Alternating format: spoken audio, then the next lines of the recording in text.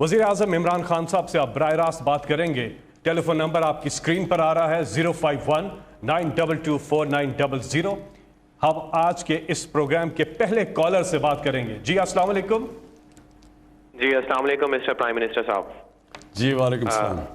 मेरा नाम ज़ुबैर शाहिद है और मेरा ताल्लुक मुल्तान से है। सबसे पहले मैं आपसे ये कहना चाहता हूँ कि मैं आपके उन सपोर्टर्स में से हूँ जिन्होंने आपको बड़े ही दिल से वोट दिया है फॉर अ बेटर चेंज। तो मेरा सवाल ये है कि अगर मौजूदा मुआशी अदाद शुमार देखे जाएं तो वो हौसला अफजा भी हैं और दिन ब दिन बेहतर भी हो रहे हैं, लेकिन मसाइल तब हल होंगे जब आम आदमी को रिलीफ मिलेगा और महंगाई ख़त्म होगी। तो क्या आइंदा बजट में आम आदमी के लिए कोई रिलीफ मिलेगा? मिस्टर प्राइम मिनिस्टर साहब, अगर महंगाई कम नहीं हो सकती तो एटलीस्ट आम आदमी की तनख्वाहों में इतना इजाफा कर दिया जाए कि वो इस महंगाई से काबू पा सके। दूसरा ये है कि जैसे कि अपोजिशन कह रही है कि हम इस बिल एक सवाल पूछा करो, क्योंकि इसका जवाब लंबा होता है और लोग बहुत इंतज़ार कर रहे हैं। तो ज़रा मैं आपका यही बहुत बड़ा सवाल है आपका जो पहला है, तो मैं इसका जवाब देता हूँ। अच्छा जी, बिस्मिल्लाह रहमान रहीम। मैं पहले तो अपनी सारी कौम से इस चीज़ का उन सबको एक यकीन दिलाना चाहता हूँ कि ये अल्लाह का वादा है कि हर मुश्किल के बाद वो आसानियाँ पैदा करता है, और फिर जब मुश्किल वक्त आता है तो उसमें हमसे वो चाहता है कि हम सब्र करें। वो अल्लाह को सबसे ज़्यादा चीज़ पसंद है जो इंसान मुश्किल वक्त में सब्र करता है।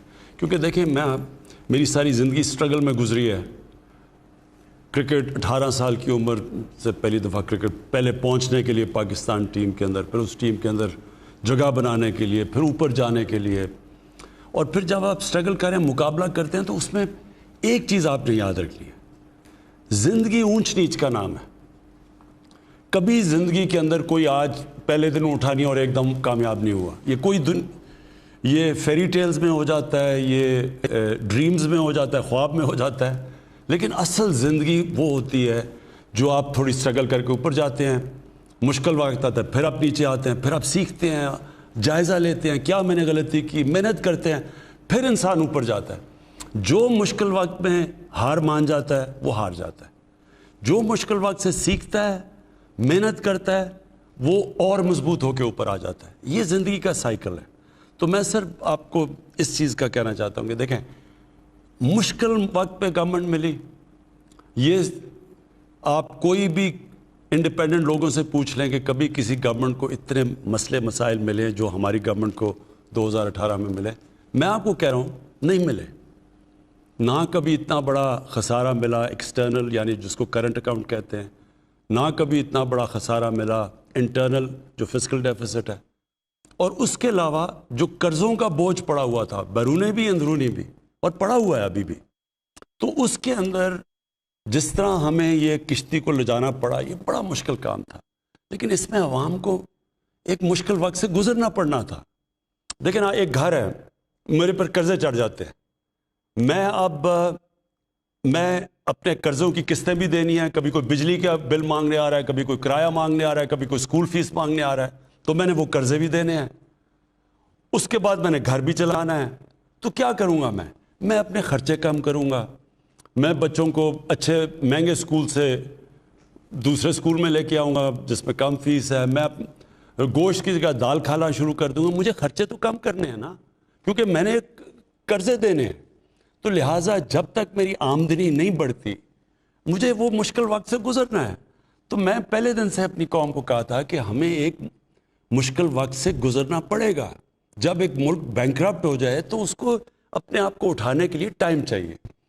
लेकिन मुझे बड़ी खुशी है कि जो अल्लाह ने कामयाबी दी इस वक्त पे, यानी कोई भी ये उम्मीद लगा के नहीं बैठा था कि 4% के करीब, तकरीबन 4% ग्रोथ रेट होगी, और बल्कि कई माहिर समझ रहे हैं जो इंडिपेंडेंट है कि ये 4 से और ऊपर 4.5% पे भी पहुंच जाएगी, उससे भी ऊपर जा सके।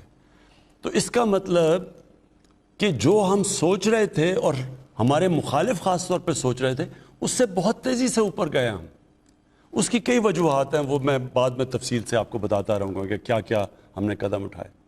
तो एक तो ये बहुत इसलिए खुशाइन चीज़ है जो ज़ुबैर आपने सवाल पूछा کہ لوگوں کی مشکلات کیا ہیں؟ دو ہی مشکلیں ہیں، ایک مہنگائی ہے، دوسری بے روزگاری ہے. یہ دو مشکل ہیں نا سب سے زیادہ. تو جیسے جیسے آپ کی گروتھ ریٹ بڑھتی ہے، یعنی کہ جب اکانومی کے پہیہ چلنا شروع ہوتا ہے، کنسٹرکشن شروع ہوتی ہے جو ماشاءاللہ ریکارڈ پہ ہے، جب گاڑیاں بننی شروع ہوتی ہیں جو 55% گاڑیوں کا سیل، ٹریکٹروں کا 60% مزید سیل بڑھ گئی ہے، موٹر سائیکلوں کی، جب یہ بننے شروع ہوتے ہیں تو روزگار ملنا شروع ہوتا ہے، لوگوں کے ہاتھ میں پیسہ آتا ہے، تو اس سے پھر نوکریاں ملنی شروع ہوتی ہیں، غربت کم ہوتی ہے. تو یہ ایک بہت بڑا پہلا خوشائن قدم آ گیا. وہ دوسری چیز پہ میں بعد میں بات کروں گا، دوسرا سوال، کیونکہ لوگ مہنگائی کا بھی پوچھیں گے کہ اس کا ہم کیا کر رہے ہیں. لیکن یہ جو پہلا اس وقت جو ہماری اپوزیشن جنہوں نے پہلے دن سے کہا کہ نااہل ہیں اور ان کو نکال دینا چاہیے، اور حالانکہ ابھی ہم شروع ہی ہوئے تھے، انہیں پتہ تھا کتنے مسئلے مسائل ہیں، پھر ساتھ ساتھ انہوں نے یہ کہا کہ اگر ہمیں NRO دے دو تو آپ نااہل نہیں ہوں گے، تو اگر آپ NRO نہیں دیں گے تو ہم آپ کی گورنمنٹ نہیں چلنے دیں گے. اور پھر فوج کو، پاکستان کی فوج کو کہتے کہ الیکٹڈ گورنمنٹ کو گرا دو، کہتے جی الیکشن ٹھیک نہیں ہوا، کوئی ثبوت بھی نہیں دیا.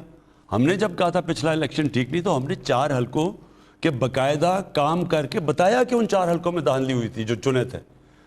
تو وہ اس لیے پھنس گئے ہیں کیونکہ انہوں نے کہا اتنی نااہل حکومت ہے، اب ان کو سمجھ نہیں آ رہی کہ اتنی زیادہ یہ گروتھ ریٹ 4% کے قریب کیسے آ گئی، کیونکہ انہوں نے خود ہی کہا نااہل ہے. اب وہ پھنس گئے ہیں تو وہ کہتے ہیں جی یہ آپ نے غلط، آپ کی جو سٹیٹسٹکس ہیں وہی غلط ہیں. انشاءاللہ آگے جو میں پھر سے کہتا ہوں کہ جو اللہ نے ہمیں ایک بڑے مشکل وقت اور امتحان سے گزارا ہے، انشاءاللہ اب اس کے بعد آپ مزید اس ملک کو آگے بڑھتے دیکھیں گے. جی اگلے کالر. السلام علیکم. وعلیکم السلام. جی کون صاحب؟ محمد کلیم بات کر رہا ہوں جی، اسلام آباد سے. جی بات کیجیے. السلام علیکم سر. جی وعلیکم السلام. سر آپ کو تو پہلے میں مبارکباد پیش کرتا ہوں، یہ بہت اچھا سلسلہ آپ نے شروع کیا سر، لوگوں کے مسائل حل ہو رہے ہیں. میرا بھی ایک ایشو ہے سر، یہاں اسلام آباد میں سر ایک federal employees cooperative housing society ہے سر، میں اس کا 2005 سے ممبر ہوں سر. میں نے ساری پیمنٹ جمع کروا دی ہوئی ہے، لیکن یہ سوسائٹی نے ابھی تک مجھے پلاٹ نہیں دیا. 2012 میں سر انہوں نے مجھے الاٹمنٹ ایشو کی، اس کا آگے پلاٹ ہی نہیں تھا. پھر 2017 میں انہوں نے دی مجھے الاٹمنٹ، آگے زمین نہیں تھی سر. میں ڈی سی اسلام آباد سے کئی دفعہ مل چکا ہوں، چیئرمین CDA سے مل چکا ہوں سر. انہوں نے لاسٹ ایئر پھر مجھے الاٹمنٹ ایشو کی ہے، وہاں گئے ہیں تو وہاں زمین ہی نہیں ہے سر. اب آپ کے پاس حاضر ہوا ہوں سر، ریٹائرمنٹ پہ پہنچ چکا ہوں، میرے تو رہنے کے لیے اب کوئی چھت بھی نہیں ہے.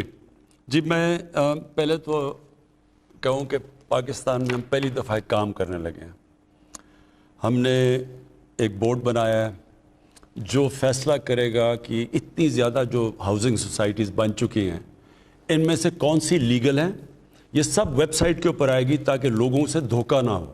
پہلے تو پتہ چلے لیگل سوسائٹی کون سی ہے، ان کے اوپر پوری چیزیں، پھر ہم کن کنڈیشنز پہ لیگل بنے گی، وہ اگر وہ کنڈیشنز میٹ نہیں کرتی تو اس کو اپروو نہیں کیا جائے گا.